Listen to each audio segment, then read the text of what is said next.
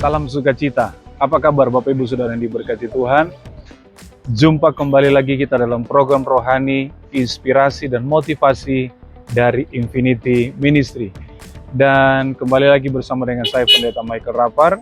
Tentunya di bulan ini Saudara kita sedang membahas tema besar breakthrough atau terobosan. Dan di kesempatan ini saya ingin berbagi tentang iman yang membawa terobosan. Saudara, setiap kita mengharapkan untuk setiap diri kita mengalami yang namanya terobosan. Dan ternyata salah satu kunci untuk kita bisa mengalami terobosan adalah bagaimana kita memiliki iman yang membawa kita untuk melihat hal-hal yang tidak mungkin menjadi mungkin dalam diri kita.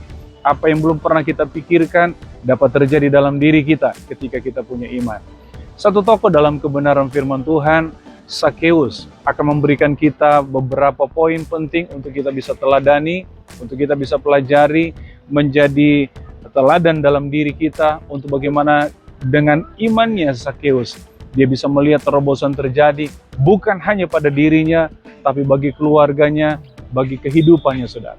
Saudara yang diberkati Tuhan, kita melihat poin pertama yang kita bisa pelajari dari kehidupan seorang Sakeus, di mana dia memiliki iman yang membawa terobosan.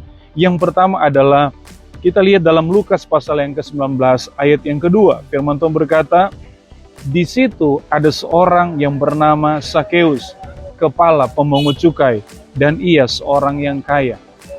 Fakta menunjukkan bahwa Sakeus bukan orang biasa. Sakeus memiliki satu pekerjaan yang sangat disegani oleh orang pada waktu itu. Dia memiliki kekayaan yang cukup banyak, saudara. Di sisi yang lain, saudara, Alkitab mencatat bahwa dia seorang yang kaya raya, punya posisi, tapi ketika mendengar Yesus datang ke daerahnya, dia ingin melihat Yesus. Nah, dalam kondisi seperti itu, saudara, Sakeus dia berlari dan ingin melihat Yesus. Bahkan Alkitab mencatat dia sampai naik pohon untuk hanya ingin melihat Yesus. Nah, apa yang kita bisa pelajari di sini, saudara? Hal yang pertama bahwa Sakeus memiliki iman yang berani melawan ego. Saudara yang diberkati Tuhan, ada banyak orang saat ini demi mempertahankan ego, mengorbankan esensi.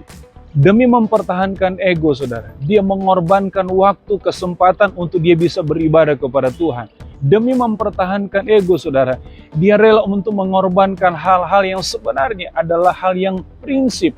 Dia rela menjual imannya cuman karena, saudara, seorang pria, seorang wanita.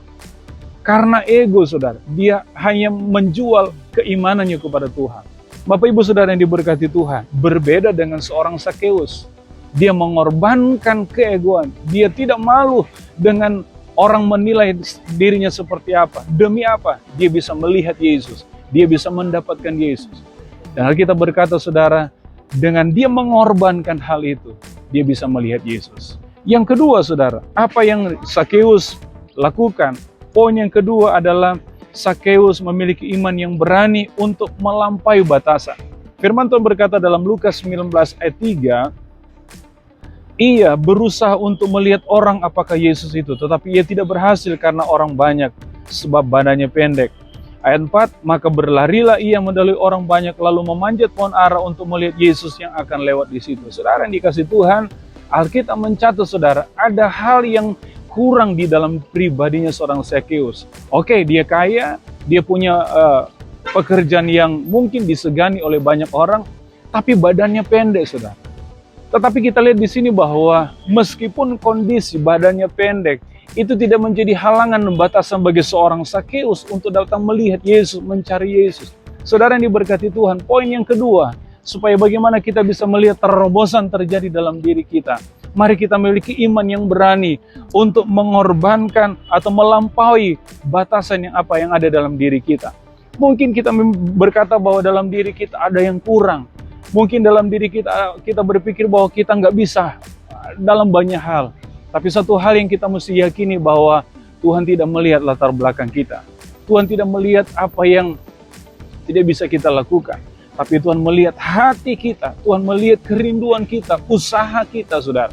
Nah, ketika kita dapat mampu untuk melampaui batasan-batasan yang ada dalam diri kita, maka kita akan melihat terobosan pasti terjadi dalam diri kita. Yang ketiga, saudara, Apa yang Sakeus lakukan adalah Sakeus punya iman yang berani untuk berkorban. Kita lihat ayat yang ke-6 dan ke-8. Lalu Sakeus segera turun dari dan menerima Yesus dengan sukacita. Tetapi Sakeus berdiri dan berkata kepada Tuhan, Tuhan, setengah dari milikku akan kuberikan kepada orang yang miskin, dan sekiranya ada sesuatu yang kuperas dari seseorang akan kukembalikan 4 kali lipat.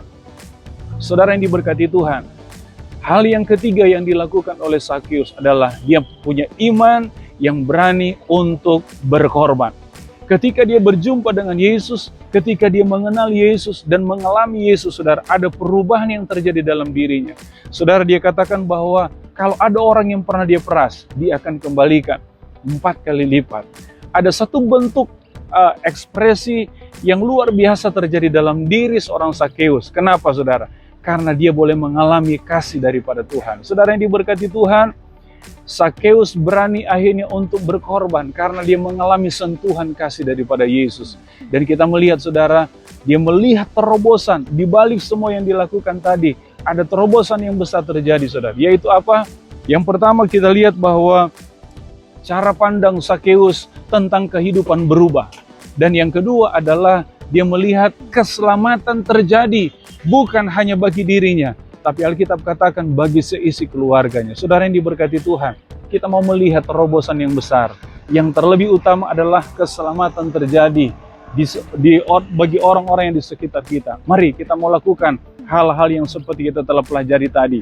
Yang pertama adalah memiliki iman yang berani untuk melawan ego. Yang kedua, memiliki iman yang berani untuk melampaui setiap batasan.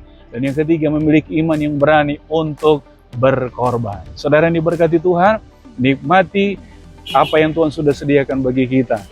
Mari kita terima dan alami terobosan dengan kita punya iman kepada Tuhan. Tuhan Yesus memberkati kita dan Tuhan Yesus mengasihimu. Haleluya.